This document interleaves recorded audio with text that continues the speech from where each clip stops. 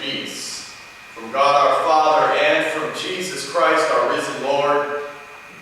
Amen. Well, it is that big day, a big weekend that no doubt many of us have been waiting for in anticipation. I know I've thought of this day often. In the coldest, most frigid, darkest days of winter, I pictured this day when we pull out our grills and pull out our coolers and call our friends. That's right, it's Theological Education Day. I hope you all called your relatives and sent out cards. Happy Theological Education Day. Maybe you sent gift lists. Do you all exchange gifts? I know we do in my family. In fact, in my opinion, the day itself is really the gift, isn't it? In all seriousness, this community, First Presbyterian, has chosen to celebrate Theological Education Sunday because we have been blessed with a long tradition, a long-standing relationship with formal theological education. With those in formal theological education, as I continue on, I'll unpack as we go exactly what formal is. Formal means you've signed up for a particular program, generally in pursuit of a degree that you might be trained to serve the body of Christ. All of us, each one of us in our baptisms, is called to a life of theological education. In fact, life itself is the highest form of theological education. But today we in part set aside to celebrate and inspire each of us to deeper theological education. But today we also set aside to take some time to honor those who are in formal theological education. Today, for example, we are honored to have with us Frank Yamada, one who we have had a long-standing relationship with, who we have received the great news that he has been called to a new position as president of McCormick Theological Seminary. Frank, we thank God with you on this day and congratulate you.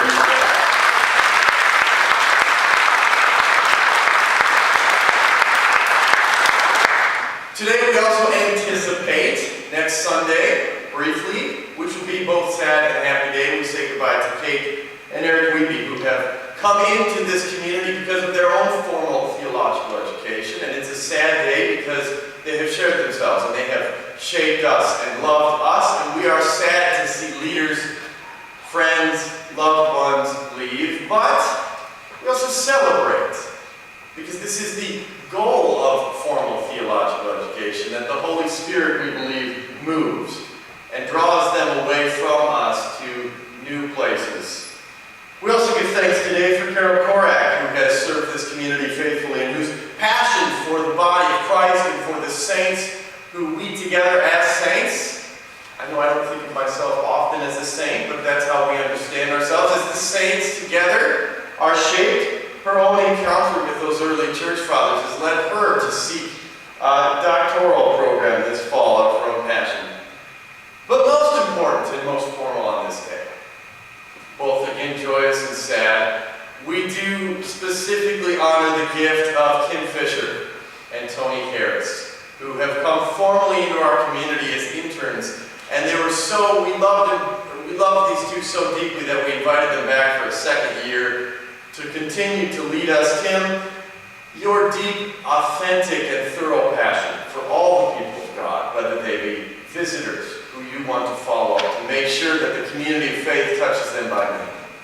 New members who you systematically, exhaustively, and passionately think about, pray about, and make sure they are brought into this community, loved and welcomed, or the inspiring care, the deeply personal care that you share with those in the body of Christ who are in need of a word, a visit.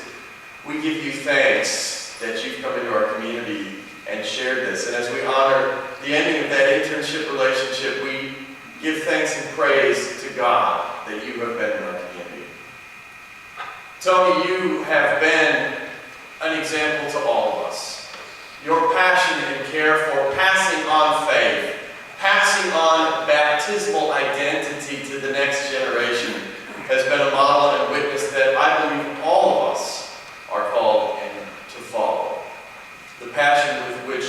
you seek to educate and pass on that faith that you so passionately have been gifted with has hopefully inspired all of us. And same with you as we end the formal internship relationship with you, which is what we celebrate this day. We're glad with both of you that at least for now that relationship continues, but the internship relationship formally is honored today.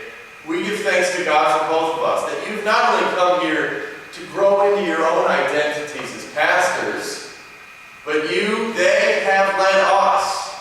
They have witnessed to us, preached to us, taught us, shaped us. They have come in and taught us what it means that we are the baptized. Because that is what truly theological education is about. Over here to my left is this baptismal font, and we as Christians believe something fairly significant begins on that day. Theological education itself begins on that day. For it is on that day that Jesus Christ makes to us a significant promise. Whatever our age, whether as an infant or an adult or a young adult, when we are brought forward to the font, we are called by name. You, Jason Lee Okerzinski. And we are baptized by our formal name, in the formal name of the living God, in the name of the Father, and of the Son, and of the Holy Spirit. Amen. And that is a big day. That's the kind of day that gets an exclamation point, because the promise that Jesus gives us on that day is nothing short of us belonging to God forever and always. The promise that Jesus makes to us that day gets an exclamation point and a no matter what. In fact, I think to drive that point home, if you'll indulge me, we need to take a little impromptu liturgical moment. So if each and every one of you would please follow after me, please say I and insert your name. I am a child of God. Am a child of God. No matter what. No matter what. Let's try that last line again. A little bit of chutzpah this time. No matter what. No matter what. That was pretty good. That was pretty good. Education. We've often made the mistake in Western cultures of thinking of education a little bit like a basket. Our brains are the basket, and we got to put the information in. The books of the Bible. What do the sacraments mean? Why do we do this? Why do we do that? It's an interesting fact for you, for those who don't know. In its Latin root, educare, I love that word. The word educare, out of which education comes, means to draw out what is inside.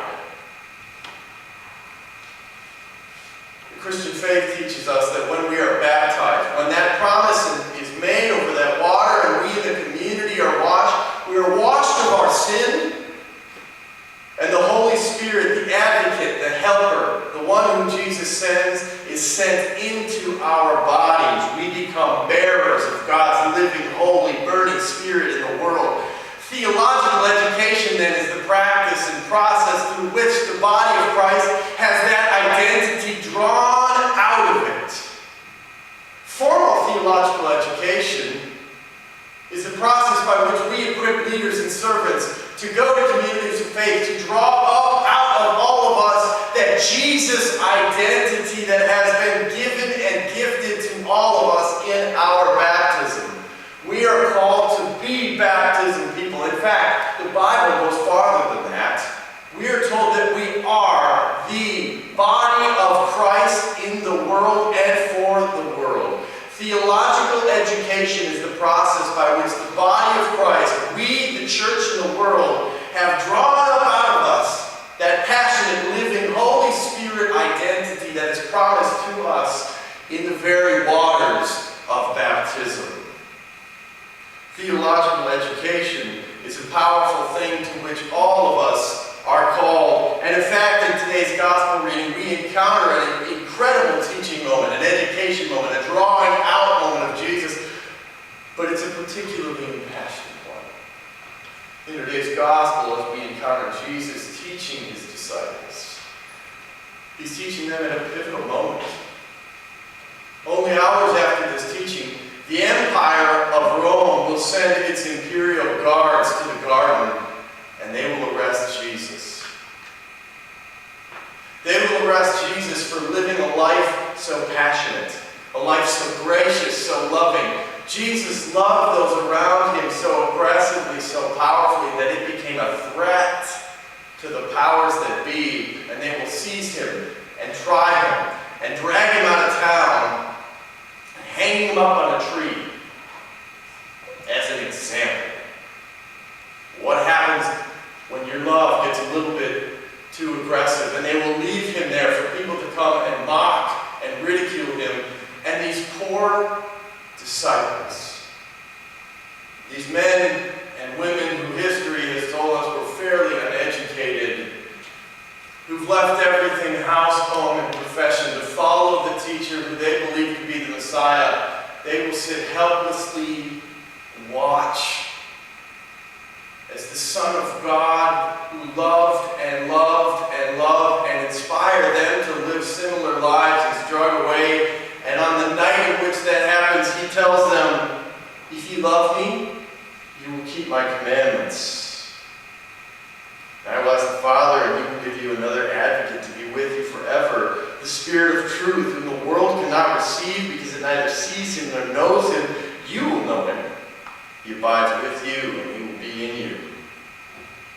And then Jesus said, as if he foresaw the pain and fear they would experience, I will not leave you orphaned. A powerful personal witness. To lead this sermon with a little bit of confession, these powerful words, this drawing out that Jesus is doing with his disciples, it's a bit conflicting for me. I often feel orphaned in this world. It's easy to look at the headlines called a hurt and brokenness. But what's even harder for me sometimes is I hear these words of Jesus, if you love me, you will keep my commandments. I think I love Jesus. No, I know I love Jesus. But between you and me, I don't keep his commandments.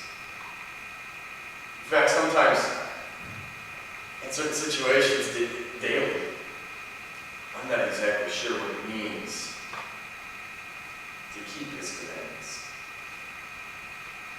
About 2 years ago, I had the privilege on a trip of heading to the World War II Museum in New Orleans.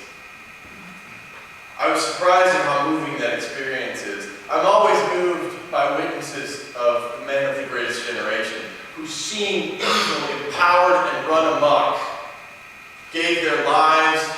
We always point at the example, though it's perhaps the entire war we remember, the storming of the beaches of Normandy. Those images of Spielberg's film burned in my head of those men courageously having something to believe in, that life was worth living, and so when evil comes in power, you have to do what has to get done. What surprised me on that day, however, was the effort at home.